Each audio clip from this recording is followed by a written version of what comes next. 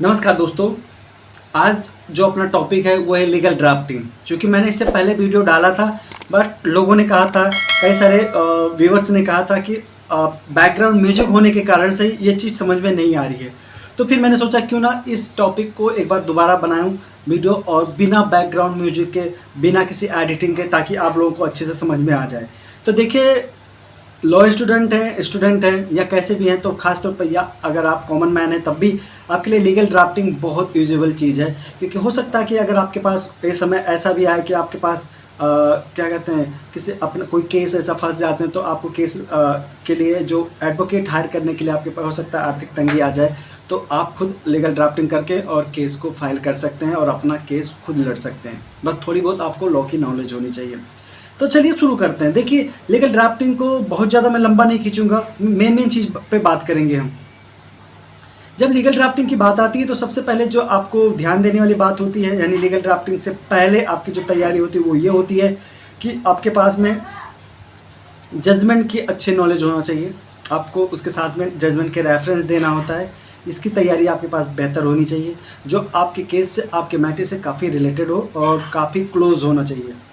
Number 1 ये हो गया। दूसरी बात, आपको थोड़ी बहुत कंप्यूटर की, मतलब क्या कहते हैं, अगर आप इसमें ड्राफ्टिंग कर रहे हैं, टाइप राइटर पर कर रहे हैं, तो बात टाइप राइटर की थोड़ी नॉलेज होनी चाहिए। अगर नहीं है तो फिर आप इसके बाद में आपको थोड़ी कंप्यूटर की बेसिक नॉलेज होनी चाहिए। ठीक है, इसके बाद में अब हम बात करते हैं टॉपिक की। अगर आप लीगल ड्राफ्टिंग करते हैं तो सबसे पहले जो ध्यान देने वाली बात ये होती है, इसको हम 3 भागों में बांटते हैं। 1 नंबर, 2 नंबर, 3 नंबर। पहला नंबर जो आपका होता है उसमें आपका पार्टी जो और सारी चीज़ें होती है तो कॉमन चीज़ होती है, हर उसमें जाते हैं। आगे आप ऊपर डाले इन द कोर्ट ऑफ, वो सारी चीज़ें, जज नाम जो भी है उनके पोस्ट के साथ में CMM या ADJ जो भी हैं XYZ, उनके नाम से आप डालेंगे। नीचे की बात करते हैं तो सब पहले वाले भाग में होता है आपका इंट्रोड्यूसिंग, यानी कि आप अपने बारे में बताएंगे, अपने बारे में, अर्थात आपका मामला क्या है, वो सारी चीज़ें बताएंगे।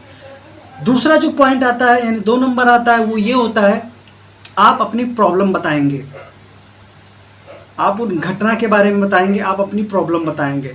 और तीसरा नंबर, जो तीसरा स्टेप यानी कि लास्ट आता है, वो आपका ये होता है कि आपको ये बताना होगा कि आप उसमें चाहते क्या हैं, और विद लैंडमार्क जजमेंट।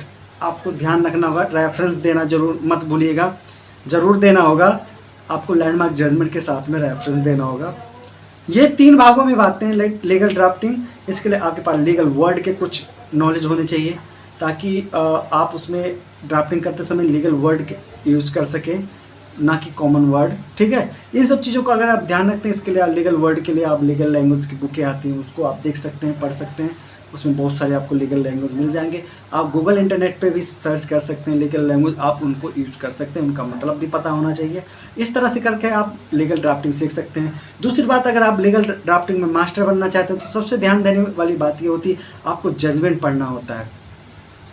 जजमेंट पढ़ना बहुत जरूरी होता है, क्योंकि उससे आपको लीगल ड्राफ्टिंग में बहुत ज़्यादा सहयोग मिलेगा। तो अगर इंग्लिश में करते हैं। दूसरी बात, आपको वर्ड्स चुनते समय ध्यान रखना चाहिए, जब कभी भी आप लीगल ड्राफ्टिंग करते हैं तो ध्यान देने वाली बात ये होती है कि जब भी लीगल ड्राफ्टिंग करें आप, तो जो वर्ड यूज़ करते हैं, जो वर्ड होते हैं ना, 2 धारी तलवार होते हैं, तो उनको कैसे यूज करना है, बिल्कुल सही तरीके से यूज है।